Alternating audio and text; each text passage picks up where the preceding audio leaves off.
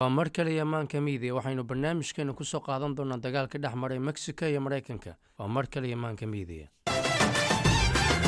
Mexico waxay ku taallaa dhulka la isku yiraahdo Latin America waxayna ku jirtaa wadamada ku hadla luqadda Isbaanishka. Mexico waxay ku dhagan tahay dalka Mareykanka. 2017 tirkoob la soo saaray waxaa lagu qeexayaa inay Mexico ka kooban tahay dad ahaan 129 milyan oo qofood. muddo laga jooga 174 sano maxaa dhacay Mexico masiibada ku habsatay samxay ahayd markii la doortay madaxweynihii 11aad ee dalka Mareykanka la oran jiray James K. Polk taariikhdu markay ahayd 1844 inkastoo doorashadiisa ama soo bixitaankiisu ay ka soo horjeedeen dimuqraasiga hase ahaatee uu soo baxay Mexico ayaa filanaysay sidaasi ka gedisan oo ahayd madaxweyne aan wax baran maadaama xilka uu qabtay in siyaasaddu ay degi doonto waliba aad ay isku bedeli doonto mid aad u xasilan hase ahaatee James K. Polk ayaa isla sanad gudihiisa ku dhawaaqay inay Texas ka tirsan tahay dalka Mareykanka murankii ka dhashay Texas ayaa waxaa dhacay dagaal aad u weyn dagaalka haddana waxaa looga qabsaday goboladan was Mexico. See, Texas was a part of it. New Mexico was a part of it. Nevada, Arizona,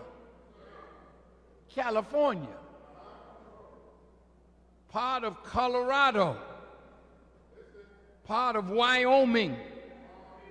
part of Utah. James K. Polk ayaa xilka ka degay 1849 hase ahaatee dhibaatada halka ka socotay halkeedii kumaysan istaagin oo sanadba sanadka ka dambeeya dhibku sii socday dadka Mexicaanka ee lagu soo duldegay ee gobolada laga qabsaday ayaa ayagana u arkay fursad qaali ah oo soo doonatay maadaama ay noqon doonaan dad citizen ah hadii jirtay xilliga dawladda Mareykanka kamaysan dayrin ee way ka faa'iideysatay waxayna u sheegtay shacabkay ku soo duldegeen inay noqon doonaan dad citizen oo ka tirsan dalka Mareykanka arrintu halkii bay ku qabowday waxaana lala wareegay dhulalka ay Mexico lahaayeen iyagoo loo adeegsanayo Mexican kale hase ahaatee aynu dib ugu soo laabano 2017 iyo doorashadii Trump muxuu yiri agreed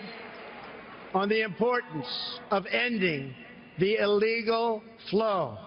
of drugs, cash, guns and people across our border and to put the cartels out of business. waxaynu soo gaarnay gabagabadii barnaamijkeena balse siyaasiyiin aad u tiro badan oo dunida daafiyada ka kala socda ayaa looga bartay ballanqaadyo aad u tiro badan kadib markii ay ku guuleystaan aysan fulin ballanqaadyadoodii Trump uu ka gedisan yahay dhammaantood wuxuu doorashada ku soo galay 2016 hadallada uu sheegayo ku saabsan arrinta Mexico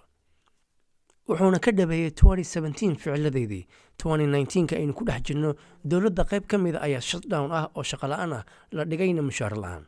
si loo rumeeyo himilada uu leeyahay oo ah in Mexico la xiro balse su'aasha meesha taalla waxay tahay maxaynu u noqon la'aanahay Mareykankii madooba ee ku dhex yaalay East Africa maxay noo diiday duruuftay noo diidaysa maxay tahay miyaynu noqon karin Mareykankii madooba ee ku dhex yaalay East Africa waxa lagu kala tagay waa qorshaha balse siyaasiyiinta Afrika ayaa wax ka qaldan siyaasadda iyo ganacsiga oo iskaga dhex darsan tahay hase ahaatee barnaamij midkaan la mid ah ku kulmi doono sida ay nabadgelyo